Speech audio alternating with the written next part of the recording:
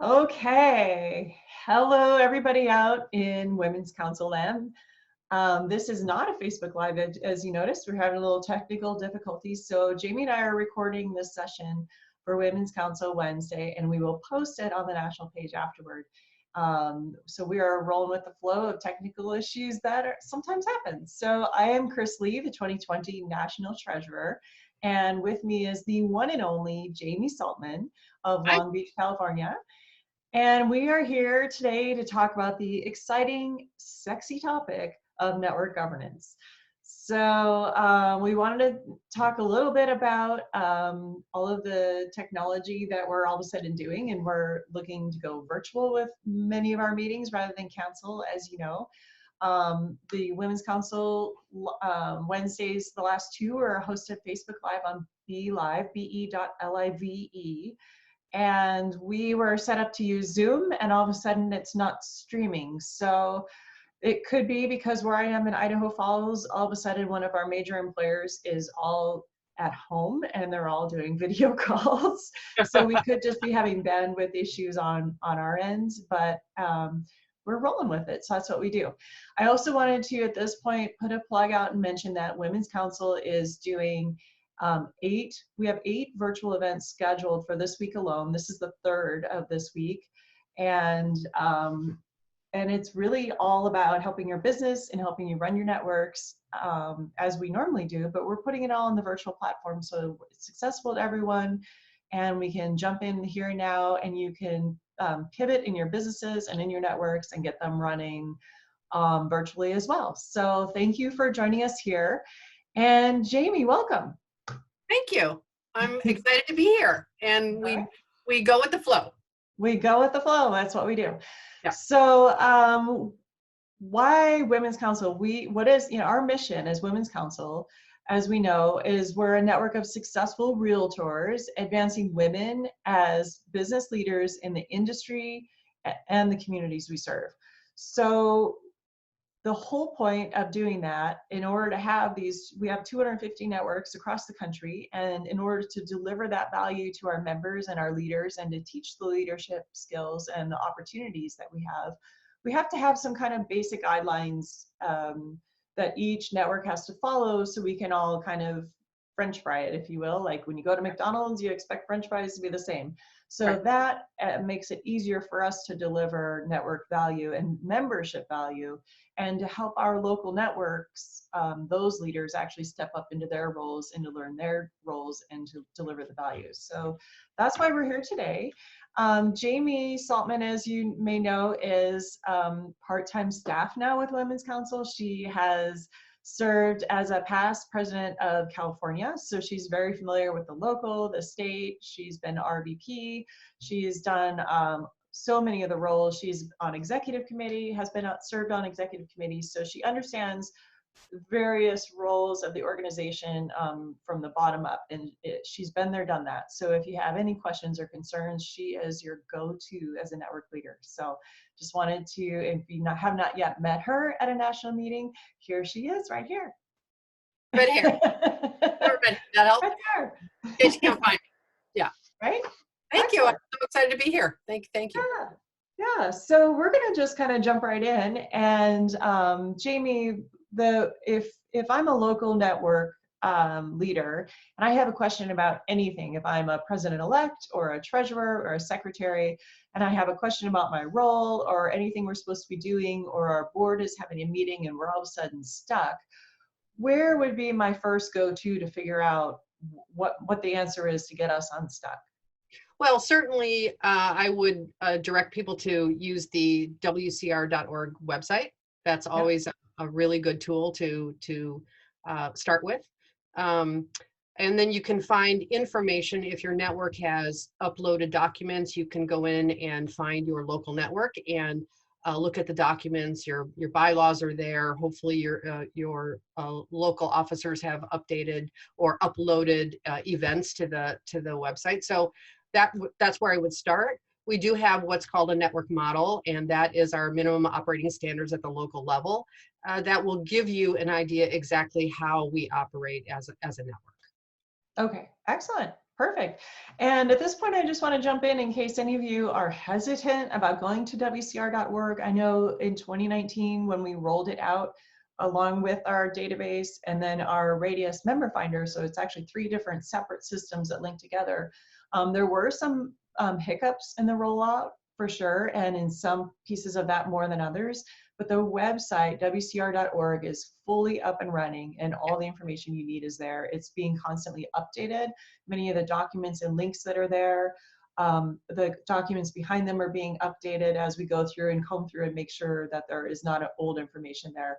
So for sure, that's definitely a resource you want to go to. And as we said, and for our particular network session here, governance, there's the tab on that homepage under network tools, and it's local information and forms. And that page in particular, staff just updated all those links this week, so we know that those are good and ready to go for you. So Yes. be sure WCR.org, right? Yes, and under that network tab, and you do not actually have to sign into the website. Excuse me. You can just use that network tools drop down, and it gives you several selections. And you're at the local level. You're looking for the local information, local documents, and that's where you'll find a lot of useful information, as well as the roadmap to success. Emails are there as well. So there's a lot of information just underneath that tab. Okay, perfect. Thank you. I appreciate that. And thanks for reminding us that in case you can't remember your password and you're just on your phone and on the road in a meeting, whatever, go ahead and pull it up. You will be able to access that. Right. Yes. So perfect. Let's roll into the local network model then. We're here again talking, this is specifically geared toward network leaders. So governing board meetings. Jamie, what's required minimum standards versus maybe best practices for governing board meetings, who's involved, all that good stuff? So governing board meetings, as you know, are open to all the members, although your governing board is made up of 6 folks, your 4 officers, and then your 2 directors. Those are your voting governing board members. And per the standard, minimum standards, you are supposed to have at the local level 4 governing board meetings per year. Ideally, that could be 1 a quarter, if that's how you want to figure it out or work that out. You can certainly have more. However, those are the minimum standards. Okay. And so that means we're almost at the end of the first quarter. Everybody probably should have had at least 1 meeting by now, I would assume. So if you're going on that quarterly model, it seems many of our networks have them more often, some as much as monthly, which is fine. That's great, especially if you're a bigger board or you have more going on.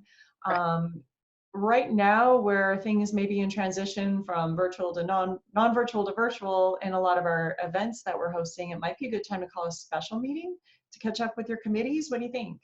I totally agree. And as we're doing today, you could do a Zoom call, you could do a conference call. It depends on what you need to accomplish for that governing board meeting, but you know, we're conducting business differently these days, and so it's not an unusual thing to call people on for a conference call or a video call. Perfect. And the one thing that we do want to be sure to mention is the #1 sin of governing board meetings that I know it's so hard for so many of us to not commit is doing committee work in the governing board. Yeah, so absolutely. The governing board is not the venue for committee work. Correct. And if you do that, it just then you're not allowing your project team chairs to do their job. And so if you're asking for a report from your project team chair, I would hope that either they can email it to you so that you can share it with your governing board as the president, share it with your governing board, share it with everybody, or bring that project team chair in if you're still trying to do a face-to-face meeting, and have them give a report. But they don't necessarily have to stay for the entire governing board. They come in, do the report, and they can go. But the idea is not to be doing committee work or project team work at the governing board level. Right, exactly. So, and also all of your governing board members probably don't want to chair all of those project teams, because then you've got just the 6 people doing the whole work of the whole network. That's correct. And so it's really important one of the main factors of the model was to give people smaller jobs to do, not to give people a large year-long job that just burnt people out. And so these project teams are smaller events. They're smaller things to do. And once that project is done, then the project team is done. Not to say that that project team chair can't do another project team, but Right. ideally you want to give your members something to do. Give everybody a piece of something to do so that everybody feels like they have ownership in the network. Right. So an example of project teams then might be obviously like a fundraiser might be a project team. Right. Each event should probably have a different project team so you're not hitting the same people all the time. And Correct. then that offers more opportunity to step up and learn how to run a budget, the sub budgets that these go to. And by the way, as a governing board, you should be setting your project teams up for success by giving them the tools they need. Like, here's your budget to do that event. Here's what we did last year. Here's what your goal is for this year, right? Right. And hopefully when you created your budget at the very end of the previous year, you you knew what events you were going to do, whether it's fundraising or business development, and you had a budget for each one. And so when you choose your project team or chairs for maybe a fundraising event, that they have a budget, as you said, and they know how much they have to spend, and then they can move forward with the team to accomplish that. Okay, perfect. And then since we've said budget, let's go there, the B word. Okay. All right. I was telling Jamie, I always call it that in college whenever my mom would talk about the budget. I was like, I don't want to talk about the B word. But It's kind of anyway, like balancing your checkbook sort of thing, but right? you gotta get it done, right? You gotta know how much money you have. And good point, it had to balance. That's right. Oh my gosh. Yeah, that's correct. Right? So Yes, at the beginning of the year, your board should have passed a balanced budget. So what came in, what you expected to bring in, and what you expected to go out, and they had to match. that's right. As you roll through the year, you might find that you are over budget in certain line items. Is that something then every time you have a board meeting, should you vote to? So for example, you might have a project team that's going to come to the governing board with a request that they need additional funds for technology because the event they're transitioning to requires an additional cost for technology. In order to do a lot of these things, we're going to have to upgrade some of our subscriptions. Like, for example, a Zoom, you might have to upgrade to a Pro in order to do longer meetings, add more people, some of the other benefits. So there might be more platform costs than what we're used to on the free versions. So that might actually change the budgets. So at what point do you, if a project team comes to you and says, we need another $50, we're going to be $50 over budget on this project, is that something that every time there's a request, then the governing board votes to change the budget? No, absolutely not. So I think that the report is very important so that the governing board understands where the money is being spent.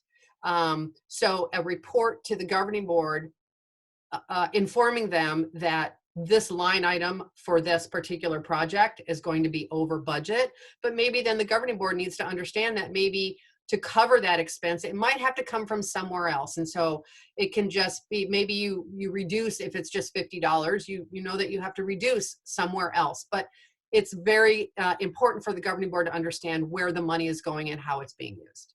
True. So if you are a member that has participates on like a local association board, you might notice that you get monthly budget reports, and there are many line items. There might be like 30 or 40 line items on that budget every month, and you might get explanations of why you are over or under budget on various line items, but you're not voting every month to change the budget to match your actual expenses, right?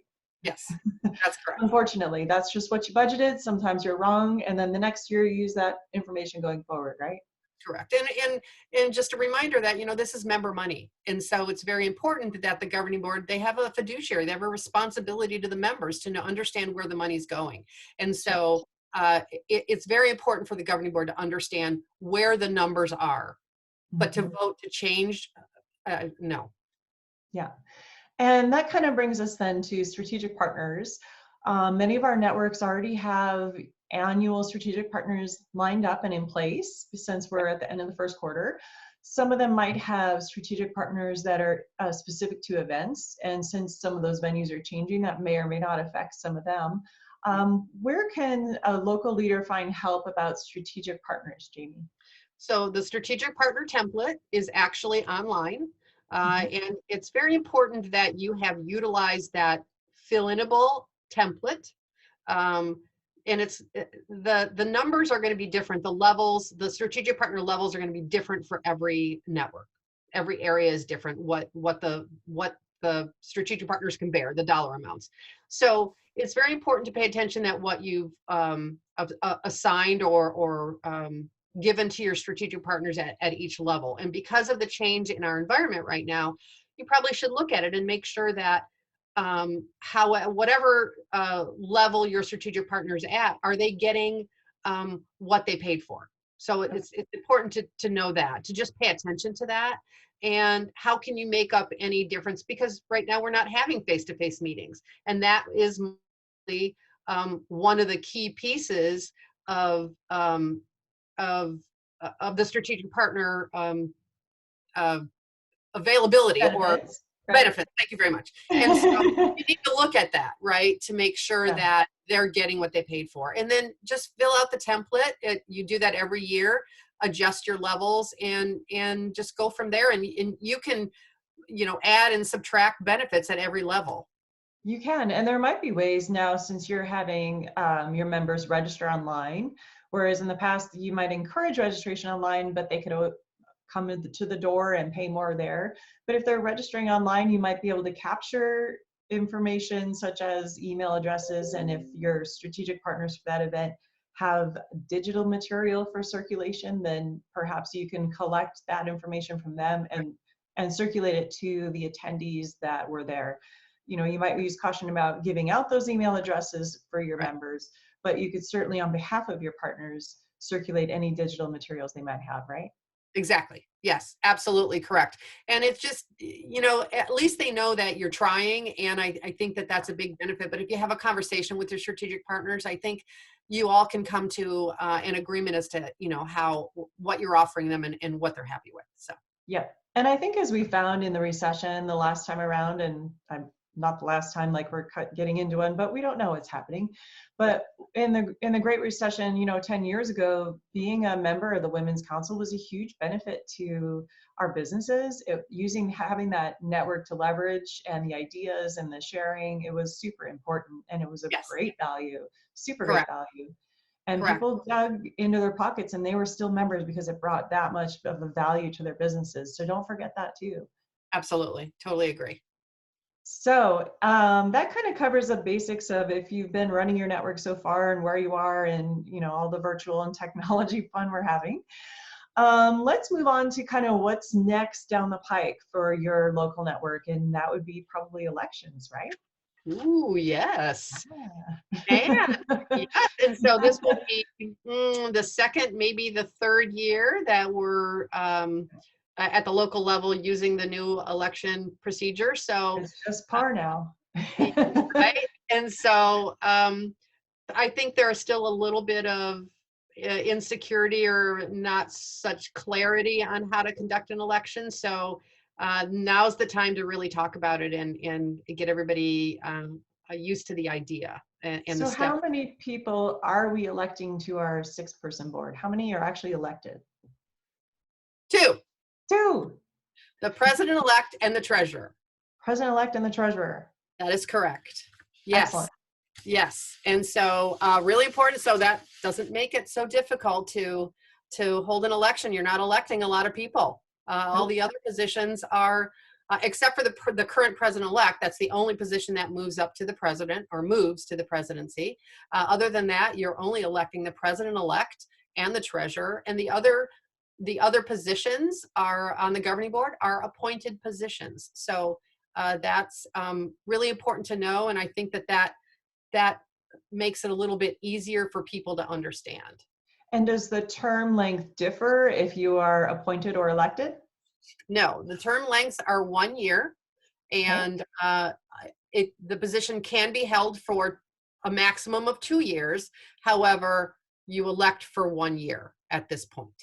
Okay, so if I have a treasurer and she's fantastic, and then the next board was hoping to retain that person for a second year, she could do that if she was interested, but she would have to run again.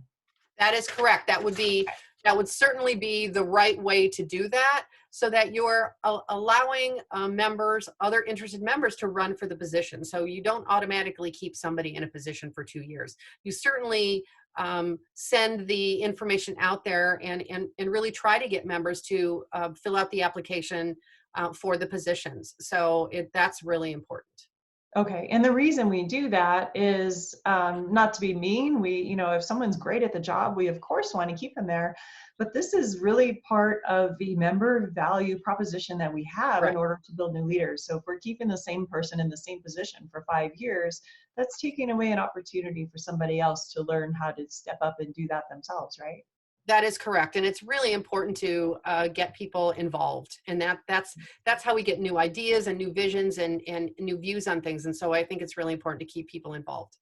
Yep, absolutely. Okay, so elections, what is the process for that? So we know that we have to report our new board to national by November 1st. Correct. Beyond that, do we have any guidelines? How do we get from where we are today, our current 2020 board, to electing and appointing a board for 2021? So for everybody, it's going to be slightly different. Although elections need to be held by October 15th, and then Okay, reported, as you said, by November 1st. okay, So depending on when you hold your meeting, you have to kind of figure out when you're going to have your election. And then basically, I say kind of count backwards, because 90 days prior to the election is when you should start this process. So at 90 days out, the governing board is going to select a credential review team to send out applications, to review the eligibility of those folks that have applied for a position. So your process really starts 90 days out. So you have to really kind of think about where your election is. And if you start sooner than, further back than 90 days, that's great. But the minimum standard is 90 days out. So then just okay. figure out where you are. So that means basically by July 15th, you have to have your candidate review team appointed. Yes, that would be, if we have to report by October, or have our elections by October 15th, then correct. July 15th is really the cutoff. That's the 90 days. So you're probably thinking about it in June or now, since we're all Or home. not, that's right. Because here we are, it's almost April, and when are you going to have your meetings, Right. your events? And are you going to conduct it at an event? Are you going to have a special event to do an election? So you have to think through that process if you haven't done that yet. Okay, perfect. And then once we have that candidate review team, we can't just like send them off and say, okay, good luck, you're golden, go make it up, right? I mean, we have resources for them on the website. Do we have We do. job descriptions? What do we have? We have job descriptions. We have, for every position on the governing board, the program and the event directors and the 4 officers. All of those are posted on the website, as well as we have the consent to serve and the application. And everybody has to fill out a consent to serve. And it's very important that is returned with the application to the credential team. Okay. And then what about appointments? How do those work? If I'm the president this year, and I see some up and coming wonderful women in our local network that I want to appoint to be sure we're set up for success next year, can I do that? Right. So absolutely. So it certainly depends on how the network sets up their candidate review team. So if you're asking for applications for every position, then they should probably write on the application what they're really applying for. Now, wouldn't it be great that once the candidate review team has looked at all the applications, that they have some very wonderfully qualified folks that can that their applications can be given to the president-elect to look at, those folks that might want to be appointed to the as a secretary or as either one of the director positions. So you don't have to do it that way, but it certainly gives folks an opportunity to fill out an application and really get their qualifications out there, so that the people know, so that the network Yeah. knows who's qualified. Yeah, and it might be easier in a smaller network. You may not need that huge Right. formality because everybody knows each other. But if you're a local network with 100+ members and you're strewn across an hour drive in an hour radius type of thing, you may not know every member. So that may Right. be really crucial to have that credentialing there. Absolutely. So if I'm the 2020 president-elect, do I get to appoint everybody that gets appointed for next year? How does the No. appointment process work? No. But No. I thought, what if I don't even know who's going to be elected? I mean, I want Okay. to have my say. So the 2020 president-elect gets to appoint the 2 director positions. Okay. So so really good to look at applications and really look at, who would be great as a membership director. A membership director actually can be a realtor or a national affiliate member, and an event director is a realtor. So really look at who can bring that great value to your network and build your membership, right? Because your events are I would say what really draw your members, what really draw people to the network and make them want to join as a member or retain their membership. So Okay. yeah, Do I get to do all of the appointments? no, as the president-elect, no. So the secretary is appointed by the incoming president-elect. So these appointments are done after the election is held. And so the new president-elect, so you, as the 2020 president-elect, you get to appoint because you're the president that's going to be in 2021. Makes sense so far? Yeah. So you, as the current president-elect, get to appoint your directors for the following year. Your president-elect, so the 2021 president-elect, gets to appoint the secretary. And so once again, those applications may come in handy as somebody that may have been interested to serve on the line, but not necessarily be the treasurer or the president-elect. Okay. So if the 2021 president-elect has not yet been elected, there could be 3 people running, right?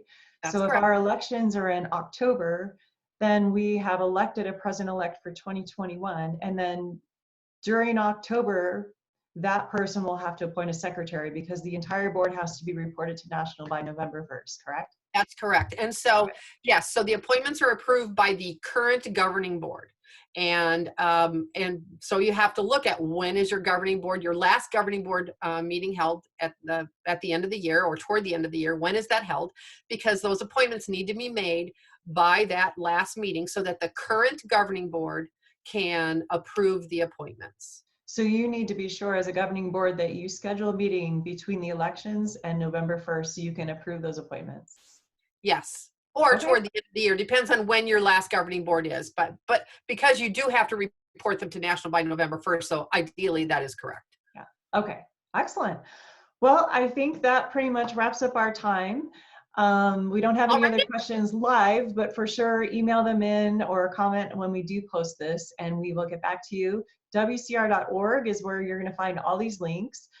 jsaltman@wcr.org is Jamie's email address if you want to direct email her. Or, of course, you can email me directly as well. So thank you all very much. Very sorry we didn't get our technology to work to get you live, but we'll get this posted for you and we'll talk to you soon. Bye. Join us later. Bye-bye.